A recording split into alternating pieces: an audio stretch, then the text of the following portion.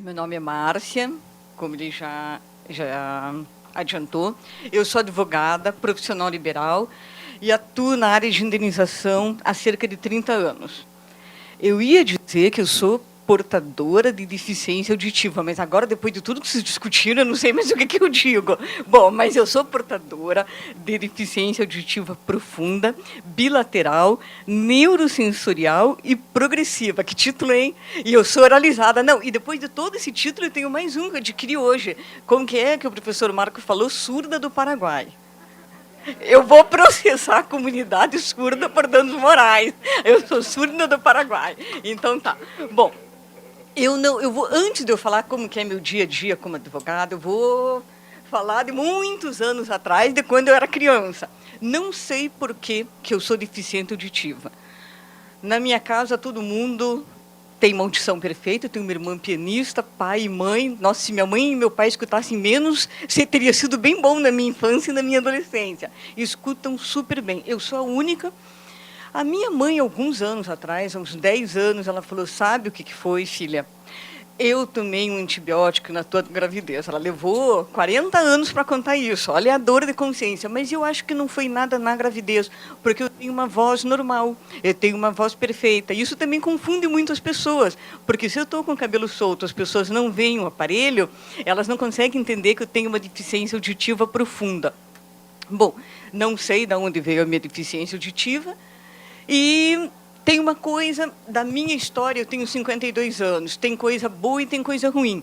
Eu acho que vocês hoje pegam um momento histórico no movimento da inclusão muito melhor do que o meu. Porque quando eu era criança, qualquer problema dessa natureza, por exemplo, problema auditivo, é porque a criança não obedece. A vida inteira eu fui a criança que não obedecia. Porque quando essa menina ela não escuta. Quando é alguma coisa que ela queira, ela escuta. Eu passei a vida inteira ouvindo isso. Ah, não, já passou outra vez, mas eu não ouvi que a senhora falou, agora não vai ganhar mais, vai não sei o quê. Então, eu acho que o momento hoje é melhor, porque a palavra inclusão, ela existe, ela é presente. Eu sou vice-presidente da Comissão de Acessibilidade da OAB, a gente está tentando fazer alguma coisa em termos de tribunal, que eu vou chegar lá. Mas, em contrapartida, teve uma coisa boa. Na minha casa, eu nunca fui tratada como deficiente. Sempre exigiram que eu fizesse tudo. Eu nunca tive... Depois, quando eles viram que realmente eu era deficiente, lá pela adolescência, eu nunca tive colher a deixar nenhuma para nada. Mas acho que o momento que a gente vive é bem melhor. Voltando, então. Quando eu era criança, essa parte assim de... Eu acho que quase todos, eu não sou surda, eu sou deficiente auditiva, mas todo mundo aqui atravessou as mesmas dificuldades. Mussolini já dizia, a criança é muito cruel. Então, você sendo deficiente auditiva e criança, é uma coisa assim, quando eu começo a me lembrar do meu histórico, é coisa de psicólogo mesmo, porque a minha primeira aula de inglês, uma das minhas primeiras aulas de inglês, a professora falou o seguinte, bom, agora vai todo mundo falar uma palavra com, sei lá, uma palavra com C. O aluninho do lado falou cat, né? Mas o deficiente auditivo é incrível, ele não escuta nada, mas ele está na frente de todo mundo. Tá? Eu já concordei, eu já ouvi, eu já entendi. Bom, só o aluninho falou cat, eu falei dog, mas é tão óbvio que era para falar sobre bicho. Eu passei um ano, todo mundo atrás de mim, au, au, au, au, au, au, dog, dog, dog, dog. Ai, que ódio. O que era bom de ser criança deficiente auditiva? Eu sempre li muito, muito, muito, muito, estudei muito, li muito, mas sempre teve essa coisa de criança. Eu li o livro do Peter Pan. Para mim, o Peter era Peter, porque estava escrito Peter. Eu sempre li tudo como... Eu sempre falava como eu lia. Na primeira vez que eu quis mostrar a minha sabedoria, porque o livro do Peter Pan, pronto. Foi um ano as crianças me chamando Peter, Peter, Peter, porque o nome era Peter. Então, assim, essa parte de infância... Quem trabalha com surdo, quem trabalha com deficiente auditivo, precisa melhorar muito a autoestima da criança, porque você é muito sensível para isso, muito, você se sente o tempo inteiro um peixe fora da água. O professor diz, todo mundo do lado direito, você vai para o esquerdo, agora vamos dançar rumba, você está dançando samba, é o tempo inteiro isso. Bom, a infância foi mais ou menos assim. Quando meus pais viram que realmente eu tinha um problema auditivo severo, quando eu passei para a fase da adolescência. Daí não tinha como esconder, realmente eu tinha Eu tinha muita dificuldade de escutar, e esse era o lado ruim. Meu pai dizia assim para mim: você tem problema auditivo, você tem que se virar. E era uma época que não tinha muito para onde a gente ir, não tinha essa palavra de ordem, de inclusão, como eu já disse. Primeira coisa que eles me fizeram, me matricularam no piano. Não, só eu, né? Eu mereço. Bom, e daí meu pai, que era militar, para completar a história, né? Eu ia para aula de piano, não entendia nada. Se era ré, sol, não sei escala de uma, eu tenho pavor de música, pavor de tocar alguma coisa. Aí ele me colocava eu voltava da aula de piano, ele dizia assim: você vai se trancar nessa sala e das 2 às 5 você tem para estudar. Meu Deus do céu, eu estou tão ruim quanto o meu primeiro dia de aula de piano. Eu repetia tanto aquelas escalas que a minha irmã mais nova, de ouvir eu tentar tocar, ela começou a tocar. De tanto que eu repetia. Aí meu pai falou: bom, graças a Deus, né? Daí a tal da bendita pianista, ele conseguiu fazer uma pianista. Como eu não dava para o piano, eles tiveram a segunda ideia maravilhosa: vamos colocá-la com 10 anos no inglês. CCAA, Centro Cultural Audiovisual. Eu não entendia patavina do que ninguém falava. Aí fiz aquela coisa típica de adolescente. Me colocaram em inglês, eu não estou entendendo porca, vocês estão dando risada de mim o tempo inteiro, eu vou ferrar essa aula. Aí eu era indisciplinada, eu apanhava, eu ridicularizava do professor, eu não deixava ninguém... Bom, e obviamente não conseguia aprender inglês até hoje, não vai mesmo, né? Então, passei da fase da adolescência e eu não queria usar aparelho, porque com 12, 13, 14, 15 anos, qual menina que quer usar aparelho auditivo? Mas sob hipótese alguma, eu podia não escutar nada, mas não usava aparelho. Daí meus pais começaram a fazer tudo torrino. Eu passei por tudo quanto era o torrino, sabe Deus de onde veio a minha deficiência, ninguém sabe até hoje. Mas o pior, parece um dramalhão mexicano, né? Não é, não. Mas o pior foi entrar na faculdade. Porque a vida inteira eu estudei em colégio de freiras e turmas pequenas. Então, você conhecia todo mundo, era fácil, o professor protegia, porque conhece o pai, conhece a mãe.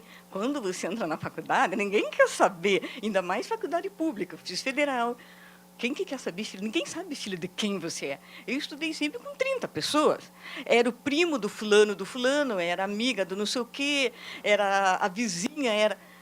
Daqui a pouco eu estou com 100 pessoas num prédio histórico na Santos Andrade, o pé direito enorme, não conhecia ninguém, aqueles professores muito mais velhos, eu estudava em colégio na época era primeiro e segundo grau, os professores eram 10, 15 anos mais velhos. Daqui a pouco eu estava com 16, 17 anos na faculdade, primeiro ano, o professor tinha 40. Nossa, eu não entendia nada. Daí, o professor agora aqui falou corpo presente. Não, ninguém sabe o que é corpo presente, como ser deficiente auditivo em festa. Você vai numa festa, você não sabe o que ninguém falou. Eu fiz 5 anos de faculdade corpo presente. E só assistia aquelas aulas em que realmente tinha que ficar. Ia fazer o quê? Se eu estava numa aula de tributário, numa aula de civil ou numa aula de penal, eu não fazia a mais mínima ideia, porque não dava para escutar absolutamente nada. E eu não queria usar aparelho. Não dava, não tinha como. Mas eu sempre fui bem disciplinada com o estudo. Por isso que daí foi o que o Tiago falou. Dá para fazer, mesmo a gente tendo uma deficiência auditiva severa, dá. Dá, porque parece assim que, não sei, eu acho que o ser humano, a gente tem aquela coisa que onde a gente é pior, a gente compensa com alguma coisa que é melhor. Continua sendo difícil, depois eu vou chegar no motivo da palestra, o dia a dia nos tribunais. Mas, voltando, continuando a época da faculdade, é difícil? É, mas dá para fazer. Fui tranquila, fiz a faculdade, não sabia o nome de um professor, não entendia patavina do que eles falavam, tinha que chegar lá às 7 horas da manhã e ir embora ao meio-dia, eu não tinha entendido absolutamente nada. Pegava meus caderninhos, estudava e fazia. Quando eu me formei, daí eu já conheci meu marido na faculdade, nós dois saímos da faculdade, casamos. Quando deu ali pelos 22, 23 anos, que eu estava começando a advogar, eu estava numa situação horrível. Para falar no telefone, eu não queria usar aparelho. Para falar no telefone, uma pessoa tinha que pegar o telefone, me dizer o que estava sendo dito no telefone, e eu atendia o cliente desse jeito. Não tinha. Um dia, meu marido me pegou pelo braço e falou: você vai comprar aparelho hoje. É outra vida, né? É outra vida. Muda tudo. Eu acho que eu devo ter o quê? Uma audição comparativamente a uma pessoa normal. A minha audição esquerda é 0. Eu devo ter na somatória uns 30%. E é engraçado, porque os amigos eles não entendem como que eu uso o aparelho e não escuto. Aí eu sempre explico, gente, aparelho auditivo é como uma mão mecânica. Ajuda, ajuda, mas você não tem aquele molejo, aquela coisa da mão. Ajuda, ele amplifica tudo ao mesmo tempo. Mas não é, ajuda muito, mas não é a mesma coisa. Bom, aí melhorou no atendimento, melhorou no trabalho. Uma grande dificuldade do deficiente auditivo até hoje, aparelho de telefone.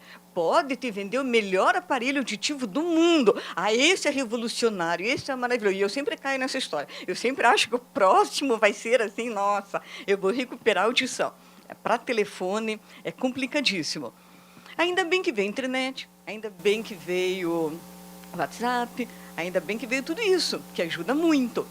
Bom, mas então voltando ao mercado de trabalho. O mercado de trabalho do direito hoje, não quero desanimar ninguém, pelo contrário, insistam e continuem, mas ele é totalmente não inclusivo, totalmente.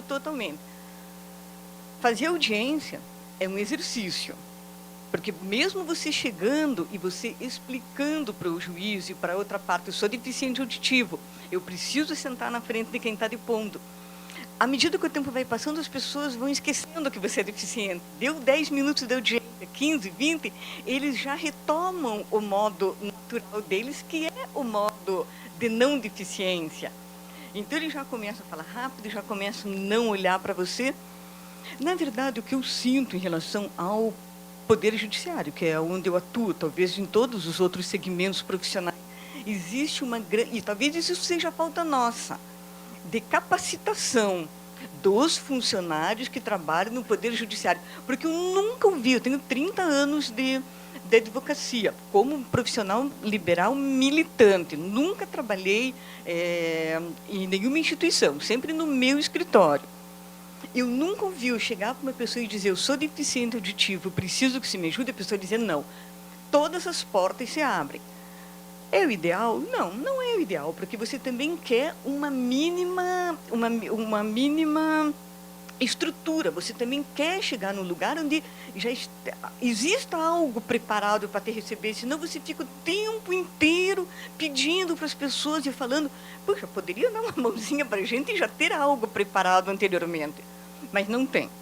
E isso talvez seja um problema nosso, e isso, como o desembargador Ricardo falou, nós precisamos sentar, discutir e fazer acontecer. Então, agora entrando no dia a dia.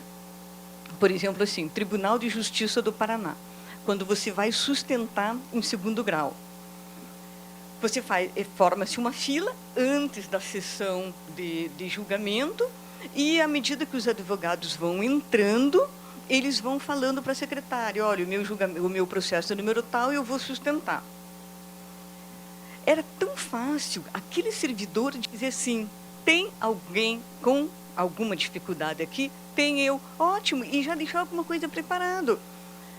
Para quando chegar o teu julgamento, alguém te avisar. Mas não tem capacitação do funcionário. Mas eu não sei se daí não falta gente fazer essa capacitação. São coisas muito simples. Então, por exemplo, assim, 1º grau da Justiça Estadual aqui do Paraná. A mocinha lá, o mocinho abre a porta, pega o processo, grita 2 nomes, que eu, ainda mais quando alguém grita, eu não entendo nada. Aí a pessoa grita lá 2 nomes e você não sabe quem é que eles estão chamando. Você tem que sempre ficar para o cliente, né? Fulano, na hora que chamarem a gente, você me diz, era tão simples.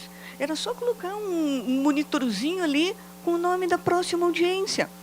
Aqui no TRT, eu perdi uma sustentação oral, porque o julgamento no Tribunal Regional do Trabalho, no 2º grau, eles são muito rápidos. Então, a hora que você chega para sustentar, os advogados eles já têm a ordem em que eles vão sustentar.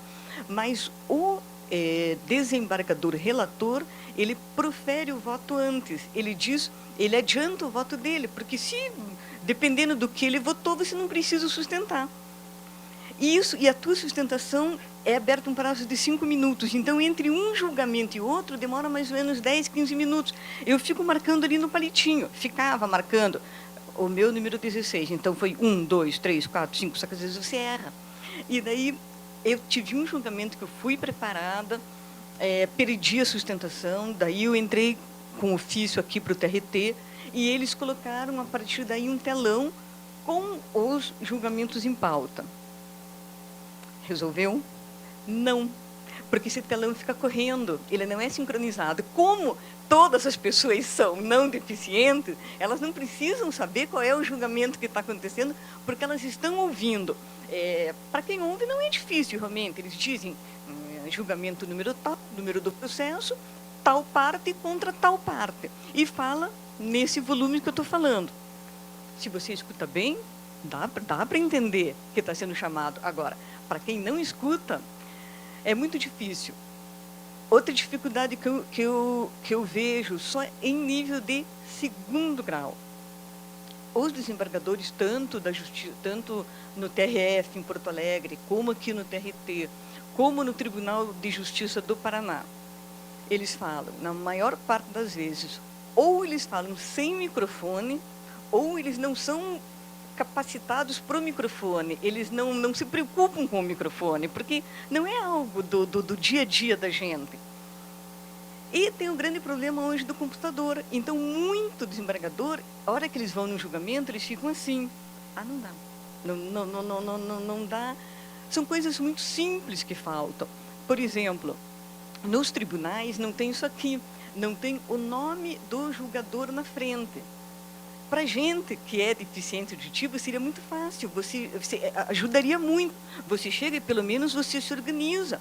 Quem que vai falar? Eu canso de chegar numa sessão de julgamento, eu não sei quem é o desembargador, que é o relator do meu processo. Só no Tribunal de Justiça do Paraná são 165 desembargadores. Você não sabe o nome de todos. Tem os que substituem, você não sabe o nome de todos.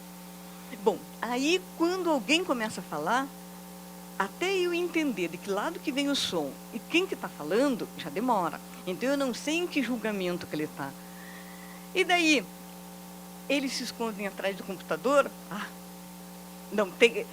O julgamento em segundo grau, eu necessariamente tenho que ir com alguém, para a pessoa dizer, agora é o teu. Tá, e o que ele está falando? E é complicado, porque fica assim, aquele silêncio sepulcral, né? Aí fica todo mundo te olhando com aquela cara, mas por que tem alguém dizendo para ela? Tá. Eu já cansei de sair de julgamento, aliás, a maior parte, se eu não vou com alguém, que de uns tempos para cá eu tenho ido sempre com alguém, eu não sei se eu ganhei ou se eu perdi. Eu tenho que terminar o julgamento, chamar ali, o que deu? Eles discutem, e eu não sei o que deu. Até eu estava lendo num blog, um dia desses, Crônicas de Surdez, que um advogado foi sustentar em segundo grau, e chegou lá como eu, está sempre perdido. Aí um desembargador falou, ele falou, nossa, deve ter ganhado a causa, né? O homem falou tanto. Era dia do advogado. O desembargador estava parabenizando a classe de advogado, não tinha nada a ver com o julgamento dele. Então, assim, são coisas que são muito simples na justiça do dia a dia, modificarem em nosso favor o surdo e deficiência auditiva. O letreiro era uma coisa que era extremamente importante. Na justiça de primeiro grau, trabalhista, tem o letreiro. Nem sempre está ligado, mas tem. Na justiça de primeiro grau, não tem. Juizado especial comum estadual, meu Deus do céu. É muito difícil. E são coisas muito simples. Por exemplo, assim, você não tem nem sinalização de sala. Muda muito. Hoje uma vara está aqui, daí amanhã a vara está lá, principalmente justiça estadual. A justiça do trabalho nem tanto, a justiça federal também não tanto, mas a justiça comum, a estadual, hoje a vara é aqui, amanhã essa vara é lá, você vai para o juizado especial, aquele movimento enorme de varas, eles estão sempre mudando, não tem nenhuma sinalização. Então, realmente é muito difícil. O que complicou? Audiência gravada. A audiência gravada perdeu aquela coisa de gente. Ninguém se importa mais em falar com o outro, porque toda comunicação é com a máquina e com a máquina de fotografia e com o microfone. Isso vai ficar gravado, então eu quero que fique gravado da melhor maneira possível, que futuramente vai ser utilizado como prova. É mais complicado ainda. O nosso panorama é bom? Não. Sob esse aspecto, não é. O telefone ainda continua muito problemático. E o brasileiro, ele é um povo que gosta de se comunicar, gosta de falar. É tudo com base na oralidade. A gente não gosta muito de escrever. Ainda bem que veio e-mail. E-mail ajudou muito. Então, a gente consegue se comunicar com muitos clientes por e-mail. Eu confundo muito. Eu sempre procuro atender um cliente com outra pessoa, porque às vezes você, não, mas ele falou isso, não, ele não falou isso.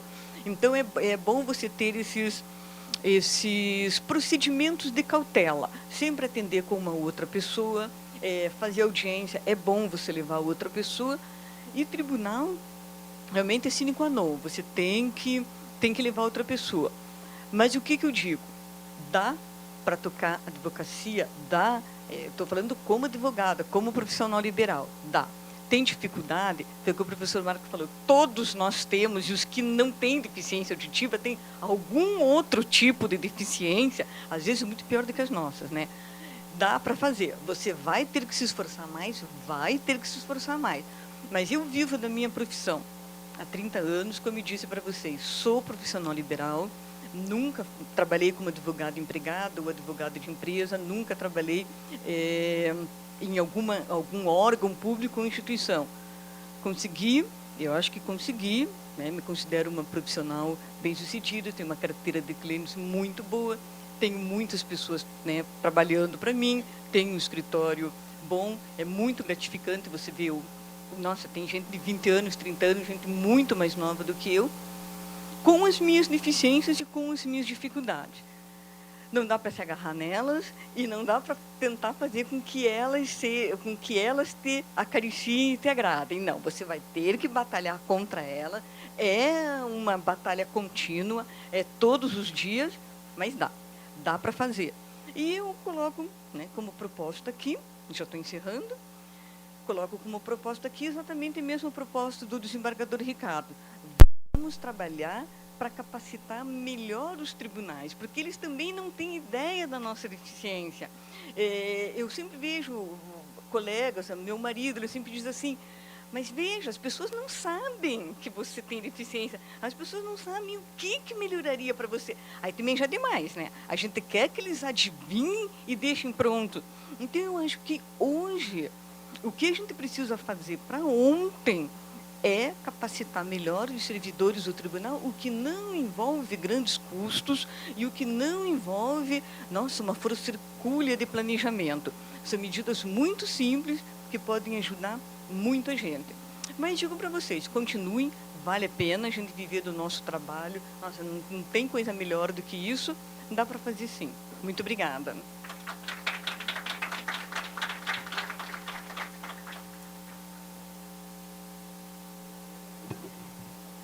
Ah, sim, desculpe.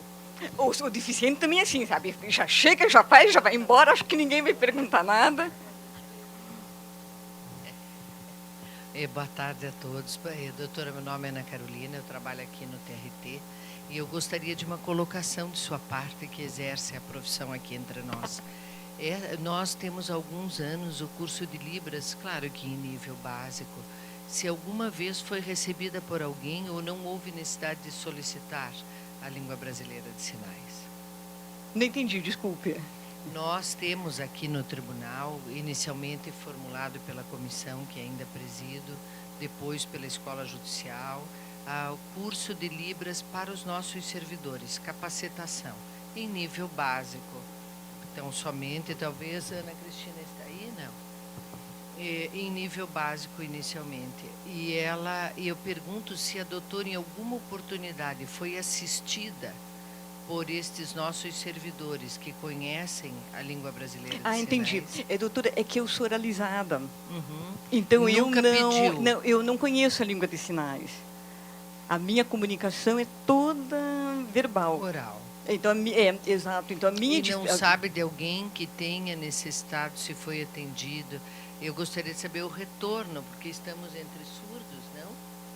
E se houve, eu não sei, o aluno de direito ali, se já chegou ao balcão e na Justiça do Trabalho. A doutora nunca precisou. Não, eu nunca se fez acompanhar de alguém que tenha tido necessidade. Não.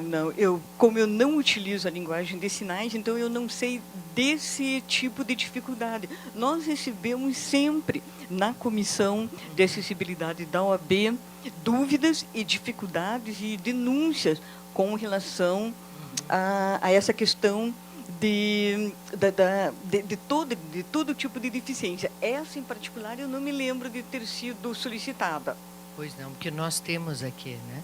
Mas obrigada. Obrigada, muito obrigada. Alguma outra pergunta, Diniz? Professora, muito obrigada. Boa tarde a todos. Eu sou o Diniz, me comuniquei com alguns de vocês aqui por e-mail, por telefone também. A gente está muito feliz com a presença de todos e com a realização desse evento. Doutora Márcia, queria agradecer também a sua presença, a sua palestra brilhante, como era a nossa expectativa. Eu queria questioná-la acerca da relação com o cliente, né? Porque eu também tenho formação jurídica e antes de trabalhar em um órgão público, a minha preocupação era justamente essa. Se eu for advogar, como vai ser a minha relação com o cliente? Ele vai ter preconceito? Eu vou conseguir contornar isso de que maneira? Porque a gente sabe que o preconceito nada mais é do que a falta de informação, e aí a falta de informação das pessoas muitas vezes gera situações constrangedoras, e a senhora nos informa que tem uma carteira de clientes bastante interessante. Como isso foi construído, apesar da limitação auditiva? Entendi, Diniz. Eu que quero agradecer, em primeiro lugar, o teu convite, foi muito simpático. O Diniz é meu colega na Comissão de Acessibilidade da OAB. Diniz, eu te respondo essa pergunta, e isso serve para todos nós aqui. Como você se torna um bom profissional, tenha ou não tenha uma deficiência? Só tem uma palavra: estude. Se dedique, porque seja você deficiente ou surdo, se você responde um cliente, seja como médico, como engenheiro, como dentista, e você convence, ele sente que você sabe do que você está falando. Eu não tive até hoje, ou acho que não tive, preconceito com relação à minha limitação. Gosto do que eu faço, gosto da minha profissão, me dedico, trabalho com um único tema. Isso é importante, que se para a gente já é difícil uma acessibilidade total, precisa focar. Seja bom numa coisa. Se o cliente sentir que você tem segurança, o que você prefere? Alguém que te responda mais ou menos e escute bem, ou alguém que você sente firmeza, mas sabe que aquela pessoa tem uma deficiência? Você próprio vai responder. Boa tarde, meu nome é Cibele, eu sou servidora daqui do Tribunal, da 14ª Vara, comunicadora em Libras, formada pelo Tribunal, e em atendimento mais ou menos que a doutora Ana falou, eu fui formada na primeira turma, acho que em 2009, algumas professoras minhas do FENEIS estão aqui presentes. Fui indicada pelo diretor, talvez por ser extrovertida, isso aí, nordestina. Não queria fazer o curso de Libras, porque eu não entendia a importância, mas como o professor Marco falou, eu me apaixonei. Dos meus objetivos é ingressar mais no mundo, ter mais tempo para aprender mais, porque como qualquer outra língua, inglês, espanhol, se você não praticar, esquece. Vou te pedir um favorzinho, você pode só o microfone para eu ver bem o teu rosto? Obrigada.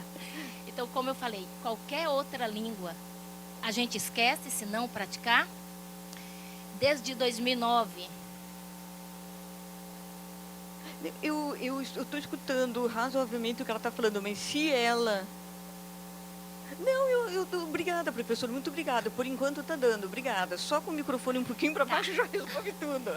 Então, assim, desde que eu me formei no curso de comunicadores aqui de Libras, atendi muito poucos deficientes ou surdos, né?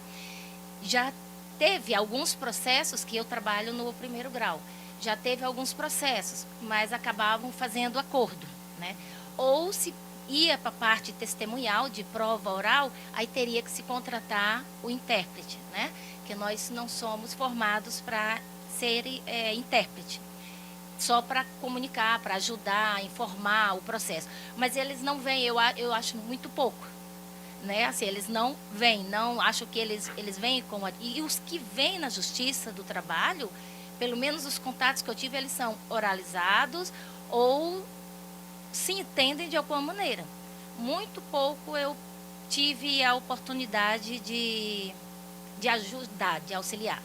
Eu trabalho dentro da sala de audiência, eu que sou a assistente da sala de audiência. Então, assim, em 5 anos, vamos dizer assim, eu atendi muitos poucos. Teve, talvez, na minha vara, vários processos. Não muitos, mas teve. Mas acabam fazendo um acordo na primeira audiência ou quando vem para a prova oral, o intérprete, né? Só para dar Entendi. até um feedback para a doutora Ana, que o tribunal está investindo nessa área, né? E é muito interessante. Eu até depois eu vou falar com o professor Marco, que eu queria ver como é que eu faço para eu me desenvolver mais nessa área. Porque só fazendo os cursos agora que a gente faz uma revisão de tantos e tantos anos, eles promovem uma reciclagem, mas fica muito pouco. Porque a gente faz uma reciclagem de 2, 3 meses, mas passa mais uns 2 anos sem ter, então não dá. Entendi. Aproveitando a tua fala, o que eu já coloquei assim, o que eu sinto hoje do momento, a gente precisa conversar mais interórgãos. Por exemplo, uma ideia que me surge já há muito tempo. Se a carteirinha da OAB já tivesse uma indicação de que o advogado é portador, agora não sei se a palavra está certa, portador de alguma Pessoa deficiência. com deficiência. Porque muitas vezes... Oi? Pessoa com deficiência, né? Perfeito. Muitas vezes o juiz também, ele não tem como adivinhar que aquele advogado tem alguma deficiência. Então, se nos autos já viesse alguma advertência, se na carteirinha já viesse, é muito mais fácil para o tribunal.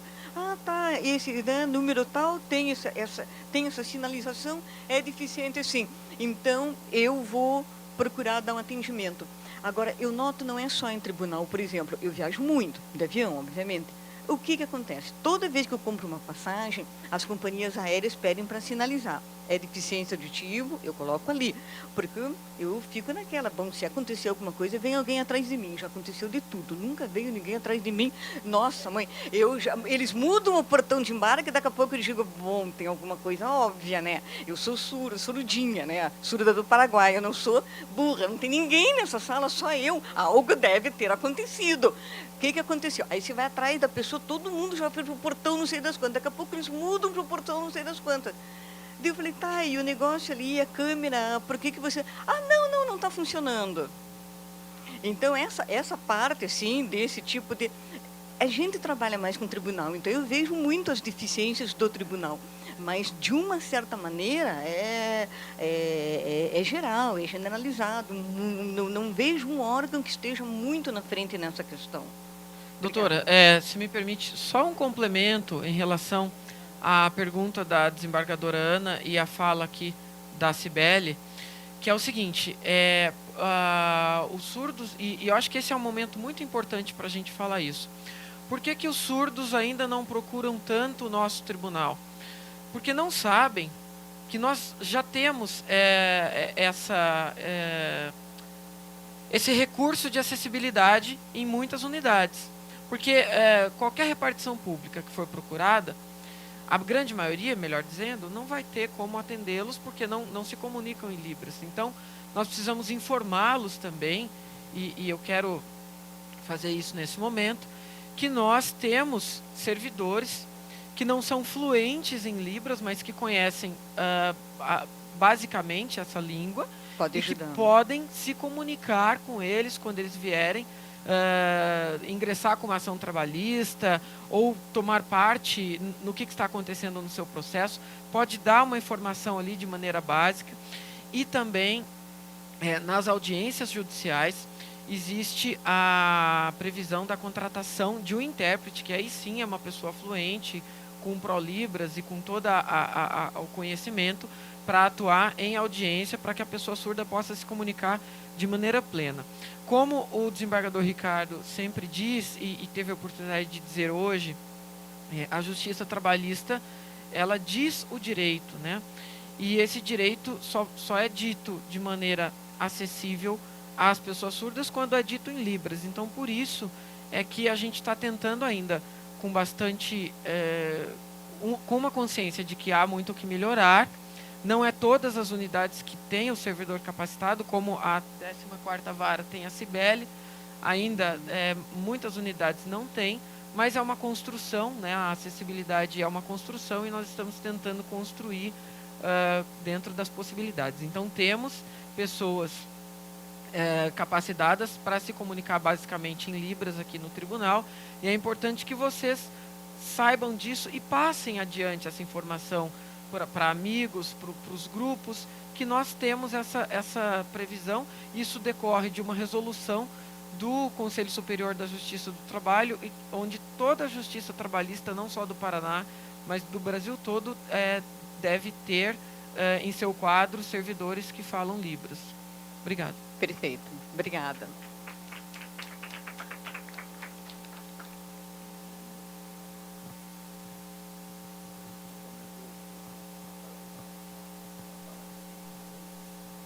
Seja nem 5 minutos antes de eu ir embora, que daqui um pouco eu tenho que pegar meu avião, infelizmente. Quebrar um mito que você falou em ProLibras, tá? Hoje no Brasil... desculpa. Obrigado, Surte. Hoje no Brasil, Obrigada, viu? a profissão intérprete está extremamente banalizada. Qualquer pessoa hoje no Brasil se chama intérprete. O ProLibras aprova as pessoas com nota 6. Você imagina nós entregarmos a responsabilidade de uma pessoa com nota 6 para interpretar todo um conteúdo jurídico dentro de uma faculdade. Eu não entregaria um filho meu para um advogado nota 6, nem para um médico nota 6, nem para um psicólogo nota 6. Mas o MEC consegue entregar os surdos para um intérprete nota 6. Então, isso é outra coisa que eu quero dizer aqui e deixar claro, que no Brasil, qualquer um hoje faz um curso de 60 horas, de 120 horas às vezes, que o MEC decide, ou faz nem o Letras Libras forma um intérprete. 4 anos não formam um intérprete. O que forma um intérprete são mais de 5 anos de muita convivência com o povo surdo. É o que vai dar desenvoltura na língua. Como ninguém sai do Letras Inglês ou do Letras Espanhol capacitado na língua inglesa, porque estudou durante 4 anos as duas línguas juntas. Então isso é um mito que eu estou lutando muito, que a gente tem que quebrar, a gente tem que ter um debate em Brasília, o nível de formação dos intérpretes no Brasil. Como que está o nível de formação? Então, os intérpretes chegam nas faculdades com o ProLibras embaixo do braço, sabem quase nada de língua de sinais. Quem é intérprete aqui, mais antigo da minha época, sabe disso? Levanta a mão, quem é o pessoal mais antigo aí? Olha aí, ó. Esse pessoal sabe disso, que é exatamente assim que acontece. E aí o intérprete diz assim, mas eu tenho o ProLibras, então eu posso interpretar para você. Não pode, não sabe. E o pior é que ele usa o discurso de que ele tem o ProLibras e diz, não, eu estou aqui, estou sendo pago e eu sou o melhor que o governo oferece para você. Então, isso é outra coisa que nós precisamos mudar na lei do país, é a capacitação do intérprete, como que ela é feita e que nota se dá para se chamar alguém de intérprete nesse país. Tá certo? Obrigado, eu queria fazer essa denúncia.